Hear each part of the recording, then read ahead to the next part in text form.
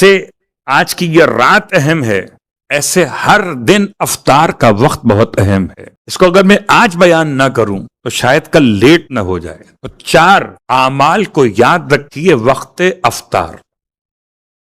ان میں سے ایک عمل سورہ الحمد کی تلاوت، اس کا اجر و ثواب بی بی نرجس خاتون سلام اللہ علیہا کی بارگاہ میں ہدیہ کرنا. جب تک عمل خود انسان انجام نہ دے تب تک عمل آگے بڑھانا مناسب نہیں ہوتا. تو پہلا عمل تو یہ کہ امام زمان کی والدہ کی بارگاہ مقدس میں ان کی ہدیے کے لیے سورہ الحمد کی تلاوت کیجیے وقت افطار. حالانکہ بڑا مشکل کام ہے جب آتے ہیں قل ہو اللہ پڑھ رہی ہوں اور آپ سے ہم کہیں کہ سورہ الحمد پڑھیں. بڑا حوصلہ چاہیے وقت افطار میں. تو اگر آپ چاہتے ہیں کہ آپ کا یہ افطار روزے کی قبولیت یقینی ہو جائے، ان میں سے ایک عمل یہ. دوسرا عمل ہے امام زمان کو سلام کرنا. تیسرا عمل امام حسین کو سلام کرنا.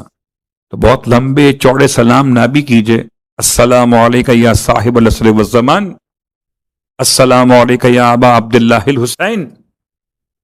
اور چوتھا اور آخری عمل یا دعائے فرض کی تلاوت.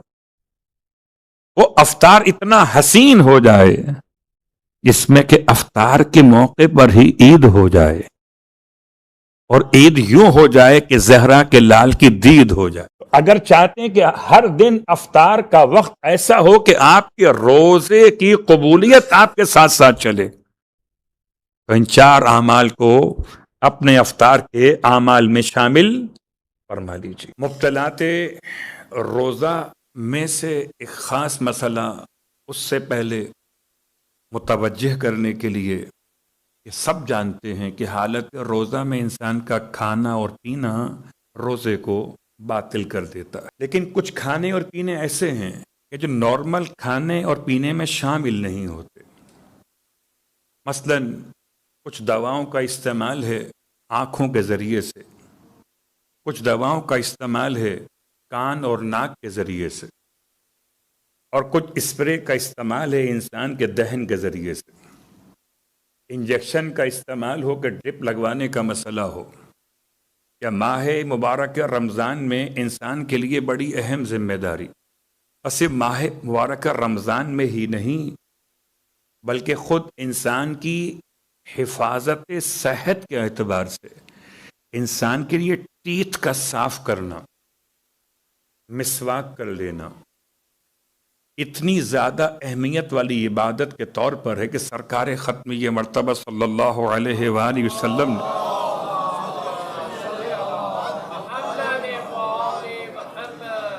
یعنی بالکل ایسے سمجھیے مسواک کے مسئلے کو کہ جیسے اذان و اقامت، یعنی بغیر مسواک کے نماز اور ہے، مسواک کے ساتھ نماز اور ہے.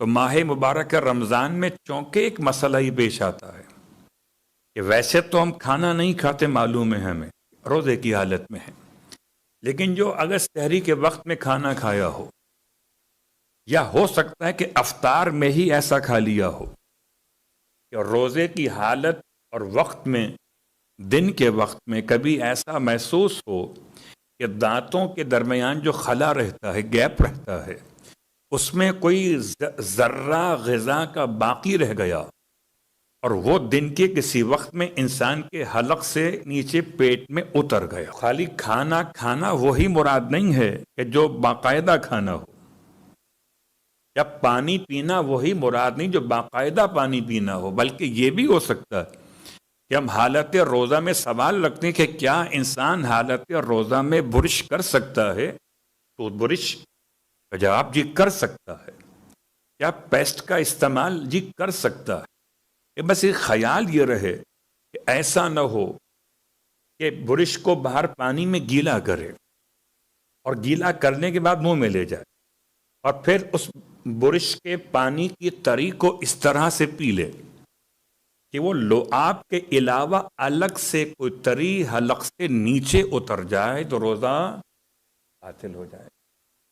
لیکن اگر برش میں لگے ہوئے پانی کی تری اتنی معمولی ہو کہ انسان کے منہ کے لعاب میں گھل کے ختم ہو جائے تو روزہ باطل نہیں ہوگا. اب رہا مسئلہ کا جو ٹیسٹ ہم فیل کر رہے ہیں ٹیسٹ کرنے کے دوران حالت روزہ میں، تو کیا اس سے روزہ باطل ہوگا؟ ٹیسٹ خالی ذائقہ، اس سے روزہ باطل نہیں ہوگا جب تک کہ کوئی چیز اس ذائقے کے ساتھ لکوڈ شیپ میں یا اس کے علاوہ کوئی ذرات کی شکل میں جب تک حلق سے نیچے نہ جائے تب تک روزہ باطل نہیں ہوگا۔ تو ان تمام مسائل کو سمجھنے کے لیے پہلے ہم چاہتے ہیں کہ آپ کی خدمت میں مبتلات تو بیان ہو چکے، تو ذرا مکروہات پہلے پڑھ لیں، پھر ایک ایک کر کے آج کے سارے مسئلے جو بیان کیے گئے اس کو مکمل کریں گے، مگر پہلے مکروہات کی فہرست۔ آغا سیستانی کی توضیح المسائل کے اعتبار سے فرماتے ہیں روزے دار کے لیے کچھ چیزیں مکروہ ہیں، اور ان میں سے بعض یہ ہیں۔ مبتلات میں فیصلہ کیا کہ 8 ہیں، یہاں فیصلہ نہیں کیا کہ صرف 11 ہیں۔ ایسے ہی نماز کی مبتلات میں فیصلہ کیا کہ 12 ہیں، مگر نماز کے مکروہات میں فیصلہ نہیں کہ کتنے ہیں۔ بالکل ایسے ہی جیسے گناہان کبیرہ فیصلہ نہیں ہے کتنے ہیں، فیگرز الگ الگ آئی ہیں، تو بہرحال مجھے اور آپ کو پہچاننا پڑے گا کہ مکروہات کا چیپٹر ذرا زیادہ وسیع ہوتا۔ اب آئیے، پہلا مکروہ عمل روزے کی حالت میں روزے دار کے لیے، یہ بات آپ سب کو یقیناً یاد ہے کہ یہ تمام باتیں حالت روزہ سے متعلق، ابھی آپ بیٹھے ہوئے ہیں، ابھی آپ سے متعلق نہیں ہیں۔ کہتے ہیں آنکھ میں دوا ڈالنا اور سرما لگانا، یہ کب مکروہ ہوگا؟ جبکہ اس کا مزہ یا اس کا ذائقہ حلق تک پہنچے۔ اب یہ تفصیلات کو چھوڑتا ہوں ورنہ بات کہیں اور نکل جاتی ہے کہ یہ آنکھ کا حلق سے کیا تعلق ہے، یا میڈیکل سائنس کے کسی طالب علم سے پوچھئے یا کسی ENT والے سے یا آئی اسپیشلسٹ سے پوچھئے کہ جو آنکھوں کا ماہر ہو، یا آنکھ کی دوا کیا پاسبل ہے کہ ذائقہ حلق تک پہنچے؟ اس لیے اگر ایسا ہو جائے تب بھی روزہ باطل نہیں ہوگا۔ آنکھ والی دوا کا ذائقہ اگر حلق میں پہنچے تو صرف کراہیت ہوگی، اور اگر ذائقہ حلق میں نہ پہنچے تو کراہیت بھی نہیں ہے۔ آنکھ میں یاد رکھیے ہیں ہمارے عضو بدن، مگر آنکھ کا مسئلہ اور ہے اور ناک کا مسئلہ اور ہے۔ ناک اونچی رہے اور آنکھیں کھلی۔ صلوات پڑھیں محمد و آل محمد۔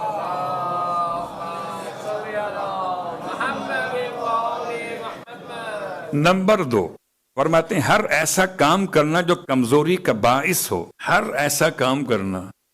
تو کیا نمازیں چھوڑ دیں؟ اگر نماز نافلہ، نماز مستحب، ماہ رمضان کی نمازیں بہت ہیں، اور کمال یہ ہے کہ ماہ رمضان کی نمازوں میں رات کی نمازیں زیادہ ہیں، اس لیے آپ کو کمزوری رات میں ہوگی تو آپ کا مسئلہ روزے والا ہوگا نہیں۔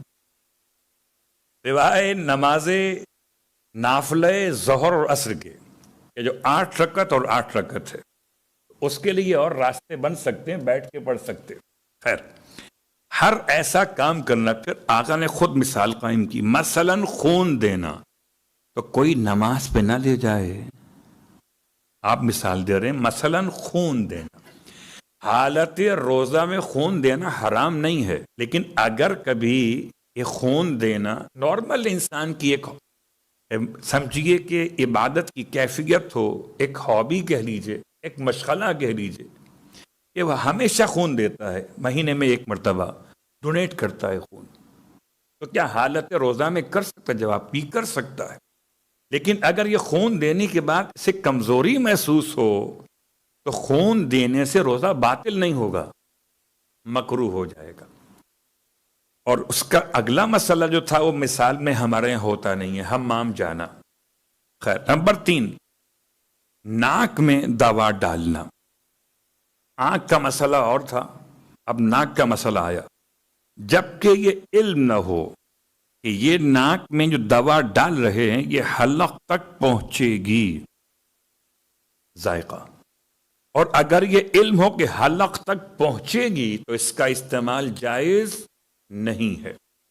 آنکھ والی دوا میں اگر ذائقہ حلق تک پہنچے تب مکروہ ہے، ناک والی دوا میں اگر علم ہو کہ حلق تک پہنچے گی تو پھر استعمال حالت روزہ میں جائز نہیں ہے۔ نمبر 4، اور یہ نمبر 4 بہت اہم ہے، ہمارے یہاں عام طور پر اعتکاف کے کچھ محرمات کو روزے کے ساتھ مخلوط کر دیا جاتا ہے کہ حالت اعتکاف میں خوشبو بیچنا بھی حرام، خوشبو خریدنا بھی حرام، خوشبو کا استعمال بھی حرام، بیچنا خریدنا موضوع الگ ہو جائے گا کہ حالت اعتکاف میں آپ کے لیے کاروبار جائز نہیں، وہ الگ موضوع، لیکن خوشبو کا استعمال حالت اعتکاف الگ موضوع ہے کہ حالت اعتکاف کا یہ مسئلہ حالت احرام کی پابندی سے ملا ہوا ہے تقریباً، یہاں یہ مسئلہ الگ ہے، تقریباً یاد رکھیے گا کیونکہ یہ تقریب کھول کے بیان کرنے کا وقت نہیں ہے۔ تو اب آئیے روزے کی حالت میں خوشبو کا مسئلہ، کہتے ہیں خوشبودار مخصوص قسم کی جڑی بوٹیاں حرف کو سونگھنا، لیکن جو نارمل آپ کے پاس خوشبو کا استعمال ہے، پرفیوم کا استعمال ہے، وہ آپ کر سکتے ہیں، کوئی حرج نہیں، اور اس کی وضاحت آپ کے پاس موجود ہے کہ جو اس میں استعمال کیا جاتا ہے اس کو اسپرے کرنے کے لیے، کہتے ہیں اس میں کوئی حرج نہیں، حالت روزہ میں آپ پرفیوم لگا سکتے ہیں، روزہ باطل نہیں ہوگا نہ مکروہ ہوگا۔ نمبر 5، اس کا تعلق مرد حضرات سے نہیں، خواتین سے ہے، خاتون کا پانی کے اندر بیٹھ جانا کراہیت رکھتا ہے۔ نمبر 6، شیاف استعمال کرنا یعنی اینیما، وہ جو اگر بہتی ہوئی کسی دوا سے لیں لیکوڈ شیپ میں تو وہ تو مبتلات میں آتا ہے، اور اگر ڈرائی شکل میں ہو یہ دوا تو یہ مکروہات میں آتا ہے۔ نمبر 7، اور یہ شاید مسئلہ آپ کے لیے پیش آ سکتا ہو کہ جو لباس پہن رکھا ہو اسے گیلا کر دینا، اگر بارش ہو جائے تو آپ نکلے تھے آفس جانے کے لیے اور ویسے نہیں معلوم کہ دبئی کا موسم اور شارجہ کا موسم اب کیا آنے والا ہے، اور آپ خوب جانتے ہیں، بہرحال یہ موضوع کہیں اور نہ نکل جائے، اپنے آپ کو روکتے، بارش اگر ہو جائے تو کیا کیا جائے؟ یہ بارش کے ہو جانے کے بعد بدن پر لباس کا گیلا ہو جانا روزے کو باطل نہیں کرے گا، کیونکہ یہ آپ کے اختیار میں نہیں تھا۔ اگر آپ جان بوجھ کے ٹھنڈک، توانائی، تری لینے کے لیے روزے کی حالت میں چاہتے ہیں کہ لباس سمیت نہ لیں تو حرام نہیں ہے، مکروہ ہے صرف۔